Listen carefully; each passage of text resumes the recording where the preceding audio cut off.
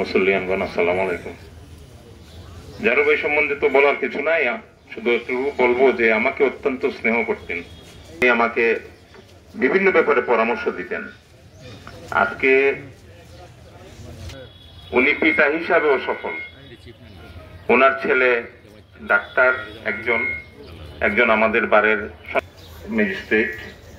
উনি সফল পিতা, সফল আইনজীবী, সফল মানুষ। আজকে আমাদের মধ্যে জানাজা এসে উপস্থিত হয়েছেন আমাদের জুডিশিয়াল স্যারবৃন্দ। আমি এখন সংক্ষিপ্ত বক্তব্যের জন্য অনুরোধ জানাচ্ছি আমাদের সমিতির সাবেক সভাপতি অ্যাডভোকেট মনোয়ার আলী ভাই। আসলে সময়ের স্বল্পতায় কথা বলার বেশি সুযোগ নাই। আসলে আমার জারু ভাইয়ের সাথে আমাদের অনেক স্মৃতি বিজড়িত।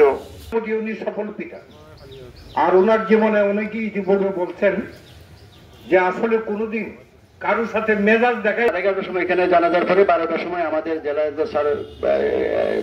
জজ স্যারের এজলাস করতে আমাদের কোর্ট এভিডেন্স হবে।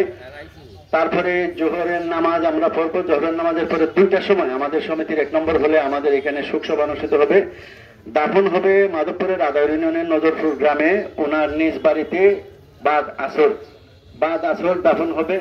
আমাদের আইনজীবী যারা আপনারা মাধবপুর ওনার দাফনে শরীক হতে ইচ্ছুক, আমরা 3টার সময় আমাদের সমিতি সামন থেকে আমরা গাড়ি দিয়ে রওনা হব।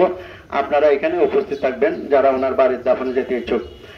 আমরা এখন থাকার কথা, সবাই কাজের মধ্যে, তো সবাইকে চলে যেতে হবে।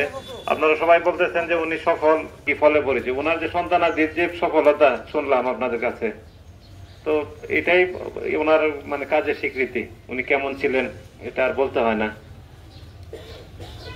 আমরা শিক্ষণীয় সবার জন্যই যে আজকে ওনার সামনে নিয়ে কত গুণ কীর্তন করতেছেন, সব কত উপস্থিতি। আমরাও যেন অত্র আইনজীবী সমিতির সম্মানিত অ্যাডভোকেট জনাব অ্যাডভোকেট জারু মিয়ার জানাজাতে আমরা আজকে বিচার বিভাগের অফিসারে এসেছি। মাননীয় জেলা জজ মহোদয় এসে বলেছেন আমাদের সবাইকে ইন পার্সন প্রেজেন্ট থাকার জন্য, তো স্যারের প্রতিনিধি হিসেবে আমরা এই জানাজাতে এসেছি। তো আমাদের সিজিএম ভাই সব বলেছেন, লার্নের অ্যাডভোকেট সাহেব ওনার একটা সফল জীবন এবং মাহে রমজানের দিনে ওনার এই মৃত্যু নসিব হওয়ার রহমতে 10 দিনের ভিতরে এটাই প্রকাশ করে উনি আসলে কেমন জীবন যাপন করেছেন।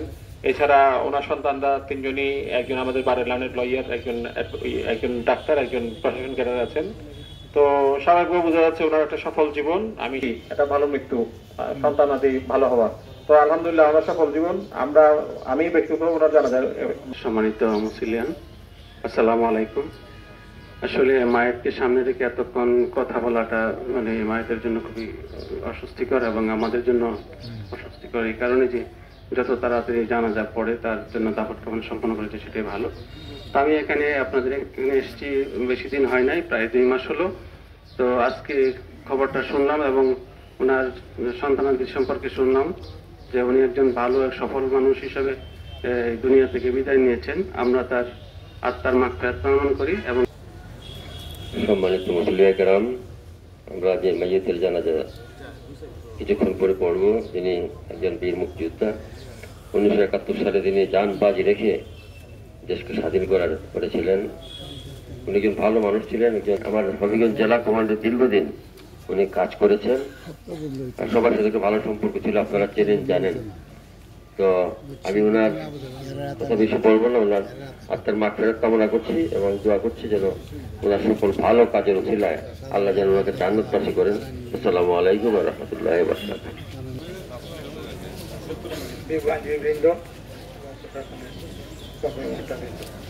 আজকে জারু ভাই আমি যখন বারে জয়েন করি, জারু ভাইয়ের সঙ্গে খুব ভালো সম্পর্ক ছিল।